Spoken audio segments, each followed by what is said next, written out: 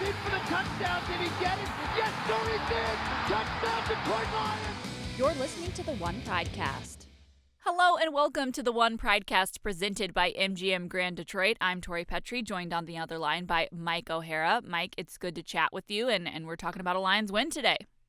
Well, we're talking about more than that. Let's look at the brightest side possible, okay? And I know as we do this, what is this, Thursday morning, Tori? It is, Thursday it morning? is. Okay. I look outside and it's dreary, it's rainy, it's glum. But the Detroit Lions are on a winning streak. You're right, they are. A 2-month winning streak. One in September, one in October. And so the sun came out. I suppose you're wondering what I've been drinking for breakfast, right? Yeah, it has to be that highly caffeinated coffee that I sent you. Highly caffeinated. No, but they played pretty well against the Jacksonville Jaguars to get a win. And look, it's the way you play on the day you play against who you play against. And so translate all of that, they played pretty well for what they had to do. And I think that they are hoping that they have more than just one win in October here. Still another chance to get another one when they face the Falcons, which we will talk about that later on in the podcast. But let's look back at this game against the Jaguars. You talked last week about how it was a must-win for this team coming out of the bye. They really needed to get things back on track. What did you like about what you saw from this team in Jacksonville? Well, I like the way they came out and scored early and scored often, and we can break down the different components: run, pass, defense, and all that. But really, every time Jacksonville, would score either a touchdown or a field goal to sort of put themselves in position to maybe make a run, and the last time was at 24-10. Lions came back every time and scored. In other words, they trumped what the Jacksonville Jaguars did. Put that trump in there for the trump card for the benefit of our sponsors, MGM Grand. And so I think we had aces on that one, aces over something. But no, I think seriously, Tori, I think that they answered right back, and I thought that was an important thing to do. Like I said, Jacksonville, not a good defensive team, but the Detroit Lions absolutely dominated them up front, and it was really a good team win all the way around. And they played all 4 quarters, too. That's something that we haven't seen from them in many games this season. Coach Patricia has talked about it, how there's been different lulls at different times where, the Packers game, they couldn't overcome the halftime swing that happened. Or, they played well at the end of the game of the Saints game, but it was just that middle part. But we didn't see that lull, and for me, that was a big part of this game. No, absolutely. And, they got pressure on the quarterback, Gardner Minshew II. What a name, man. I'm still fascinated by that. I've got to get over it. But although they only sacked him one time, they really made him run around. I don't think he was comfortable. He was running on, throwing on the run off his left foot, off his right foot. He was wild. He was high. He never really got anything going to any degree. And I just one of the statistics to me that kind of stood out there was he went into the game for their first 5 games with a completion rate of 69-point-something%. Against the Lions, it was 51-something. That just goes to show you what impact the rush had on it. Now, they had the 1 sack and a fumble by guess who, Trey Flowers. If Trey doesn't do it, nobody does, and recovered it. But I thought that was important, and also just the advantage in the running game, 180 some yards for the Lions to 44 for the Jacksonville Jaguars. You could just tell that you'd like to talk about exerting your will on a team. Well, they exerted their will to the point where the Jacksonville Jaguars exerted their won't. Fair enough. Let's talk about that run game from the Lions. I mean, this was an exciting game to watch for DeAndre Swift. I mean, he really came out in this game and showed what he can do in the run game. We've seen a lot of what he can do in the passing game coming out of the backfield, but he really got to carry the ball a lot in this game. What did you see from DeAndre? Well, we saw the kid from Georgia, and we saw why they drafted him, in the 3rd pick with the 2nd round to fill a need. I think it was only a matter of time that he had to earn some snaps. He had to earn some carries, and he really hadn't done that in the first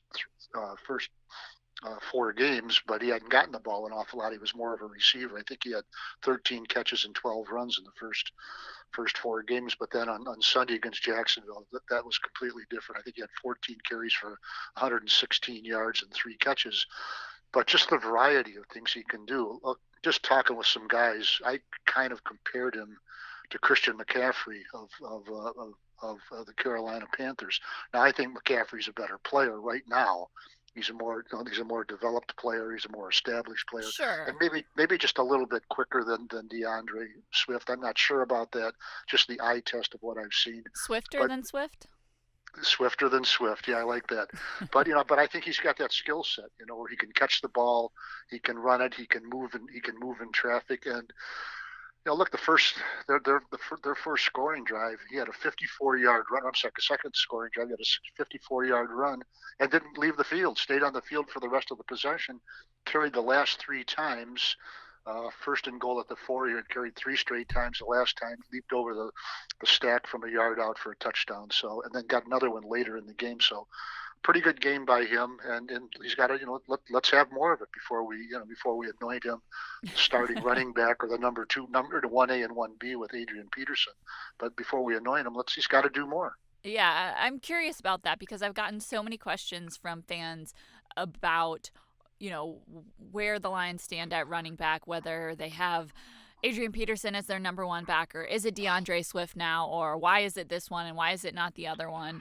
What do you make of the whole running back situation? And, we really haven't seen Kerryon Johnson too much carrying the ball. What do you think their mindset is behind the running back group right now, and is it still running back by committee? Well, I think it's running back by committee, and I think that through seniority, I think maybe Adrian Peterson is the chairman of that committee. I'm not part of that though, because is the way he interacts with the other guys. He walked right in off the street and is a mentor to those guys, and that not everybody can do that. Sometimes, guys try to do it and it's just it's what they call false enthusiasm. Well, it's real with Adrian Peterson. Look, if this was Adrian Peterson in 2007. As a seventh pick overall in that draft, then he would be the number one draft. He'd be the number one running back in all situations, just like in 1989 when Barry Sanders was drafted third overall by the Detroit Lions. There was no second back. There was Barry, and then there was everybody else.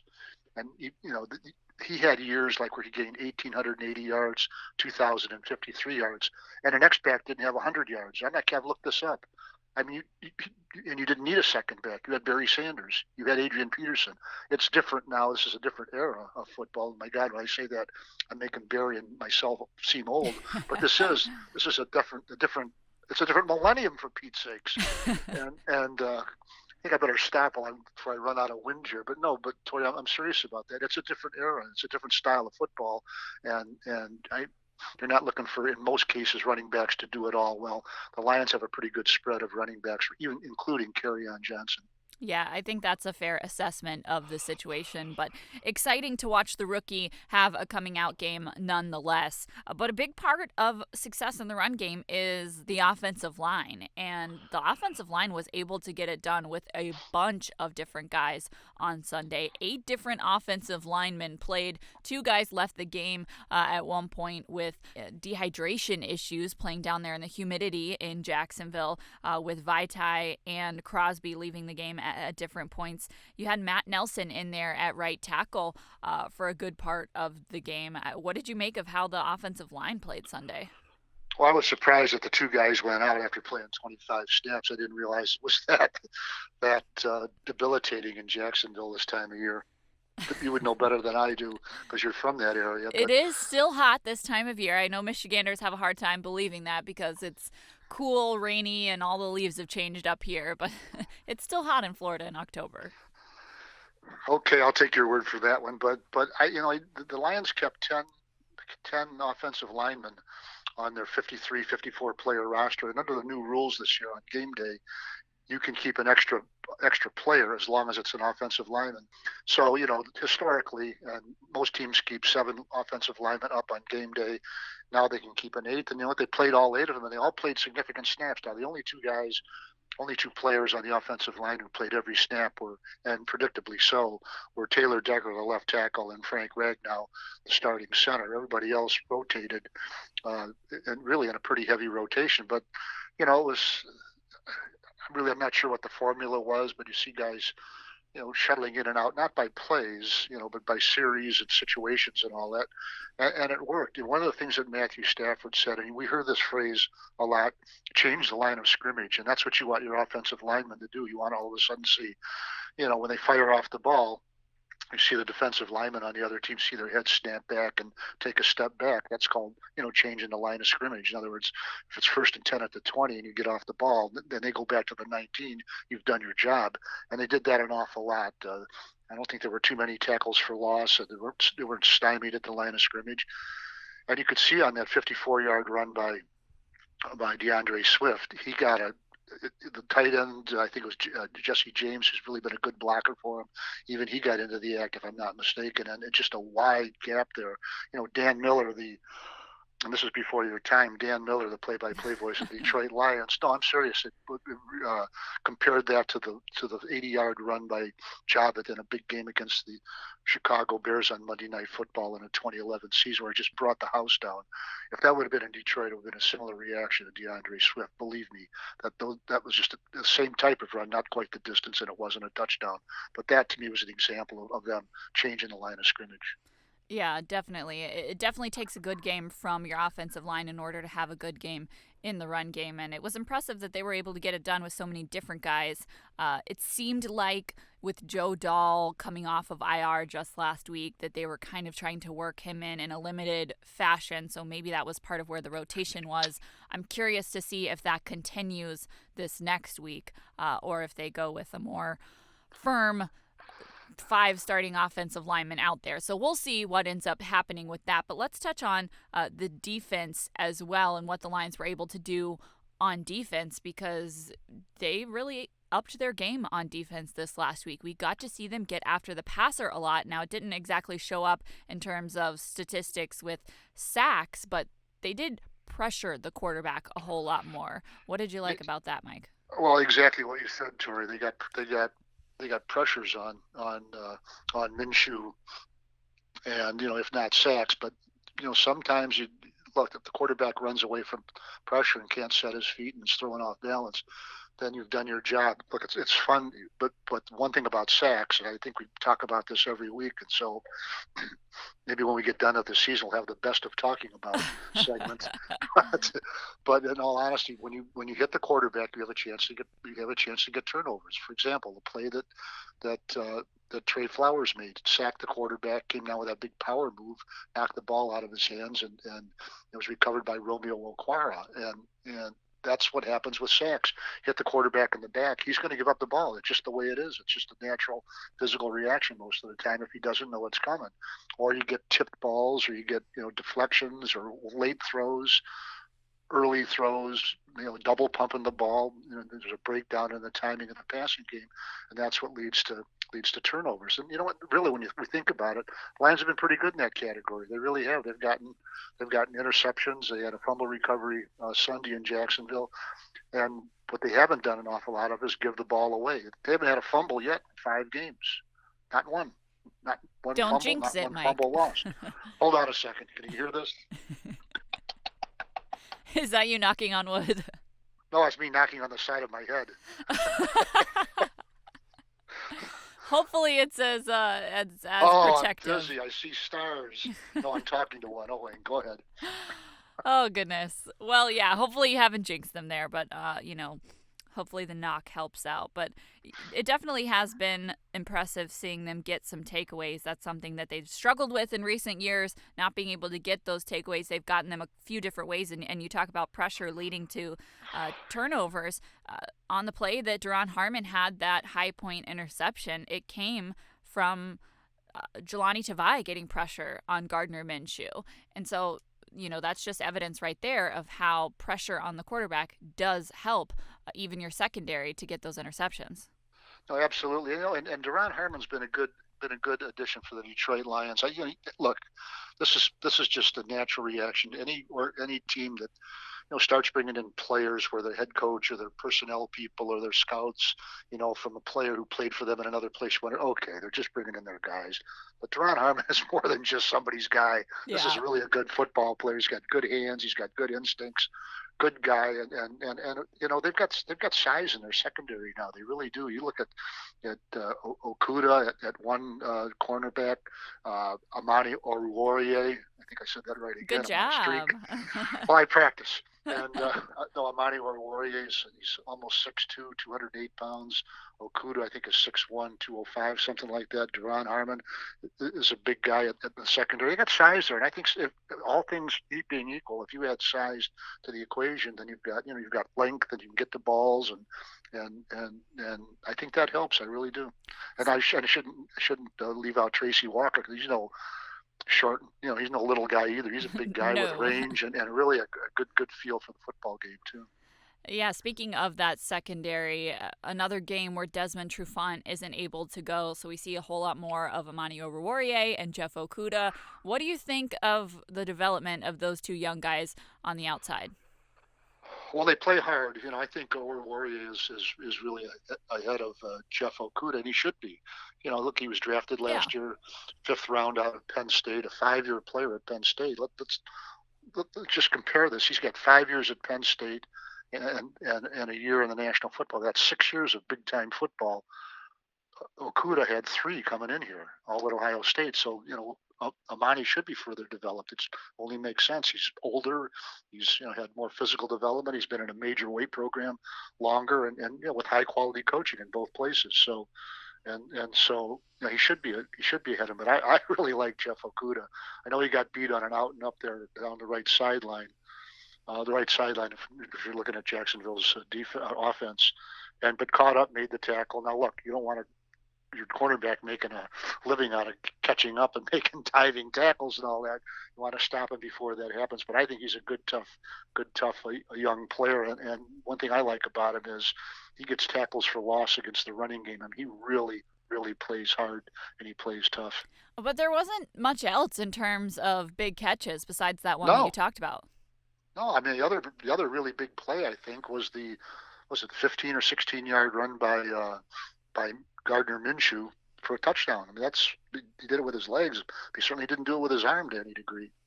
This season, there are even more ways to get into the game thanks to Lions Bingo presented by BetMGM. Lion fans can play along for free all season long for the chance to win great prizes, including the grand prize each week of a weekend stay at an MGM Resorts location. Just download the Lions mobile app and register to play Lions Bingo each and every week. Play along during the game, and once you hit bingo, you score. Courtesy of our friends at BetMGM. Learn more and lock in your Lions Bingo board before kickoff by visiting the official Lions mobile app now. Okay, let's look at this next game that the Lions have against the Atlanta Falcons. The Atlanta Falcons have struggled this season to the point where they have fired their head coach, Dan Quinn. But they looked pretty good this last week against the Minnesota Vikings. They looked like they were trying to get things back on track just like the Lions are right now. What kind of challenge do the Lions have in Atlanta?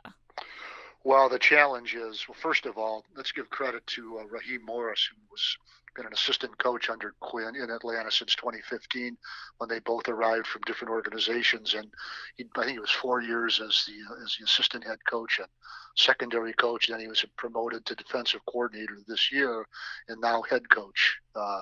Raheem Morris was really well liked by his players in the 3 years he was a head coach of the Tampa Bay Buccaneers. And so when he stepped in front of that team on Monday, it was a familiar voice that they were hearing. Those players knew him.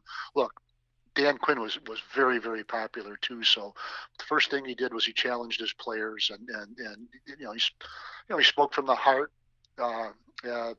Raheem did, and got results out of that team on Sunday against the Minnesota Vikings. So I think the challenge is for the Detroit Lions is to put out the fire. And that's easier said than done, but you would think that the Falcons coming home after winning a game on the road they're going to want to stack wins. Well, I mean, if winning 2 in a row is stacking.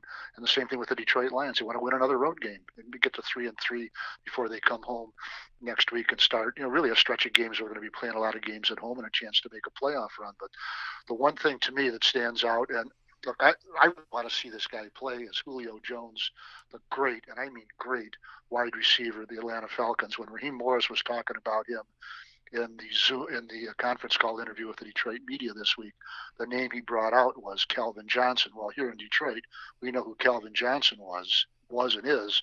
Now he's up for the Hall of Fame this February. Well, Julio Jones is his equal.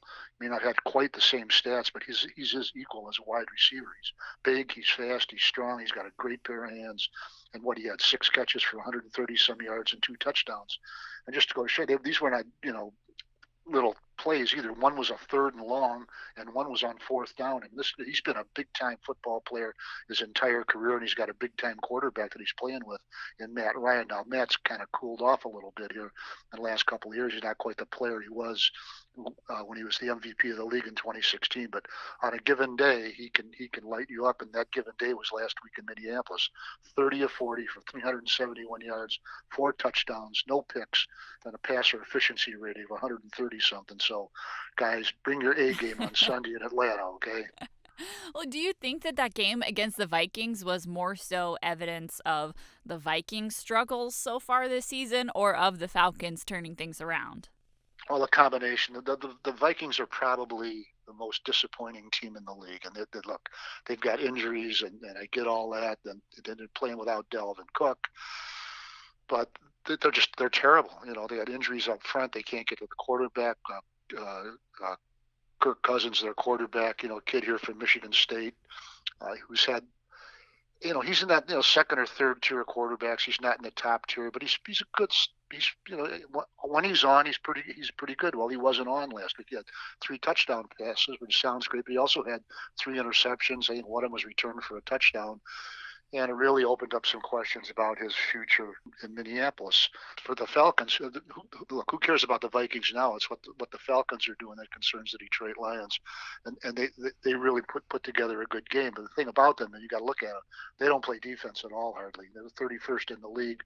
They're pretty good against they've shown to be pretty good against the run, but terrible against the pass. And this is a game where if the Detroit Lions want to throw the ball, they should be able to throw it early, often, and to whoever they want. What do the Lions need to do on Sunday in Atlanta in order to defeat the Falcons? Control the game just like they did against the Arizona Cardinals in Week 3, and then last week against the Jacksonville Jaguars. I mean, I think we're kind of forgetting something. That was more of a quality win right now over Arizona than we might have thought at the time, because teams are starting to define their value and their true worth, and I think the Arizona Cardinals have defined that in a big way, especially with last Monday night's win against Dallas. That's a good ball club, it really is. I don't think they're great on defense, but they really are.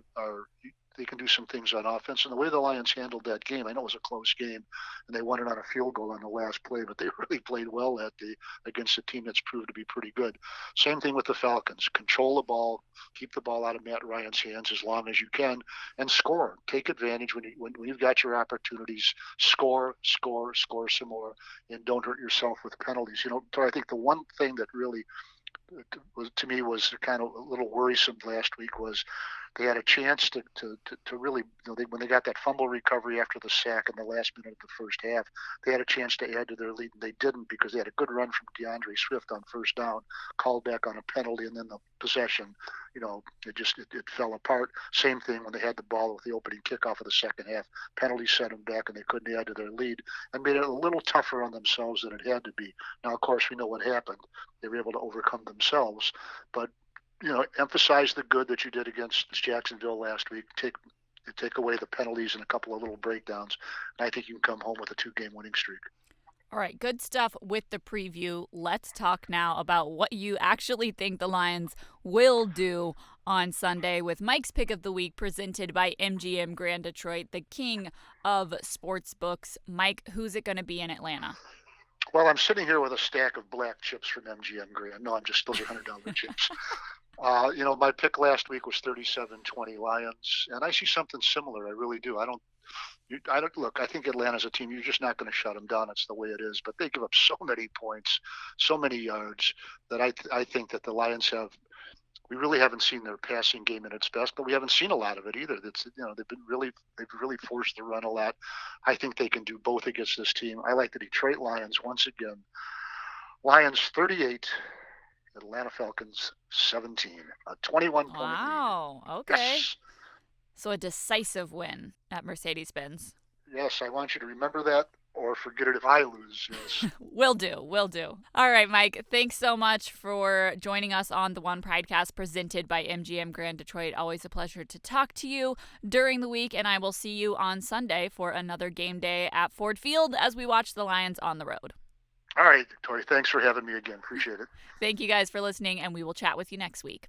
This season, there are even more ways to get into the game thanks to Lions Bingo presented by BetMGM. Lion fans can play along for free all season long for the chance to win great prizes, including the grand prize each week of a weekend stay at an MGM Resorts location. Just download the Lions mobile app and register to play Lions Bingo each and every week. Play along during the game, and once you hit bingo, you score. Courtesy of our friends at BetMGM. Learn more and lock in your Lions Bingo board before kickoff by visiting the official Lions mobile app now.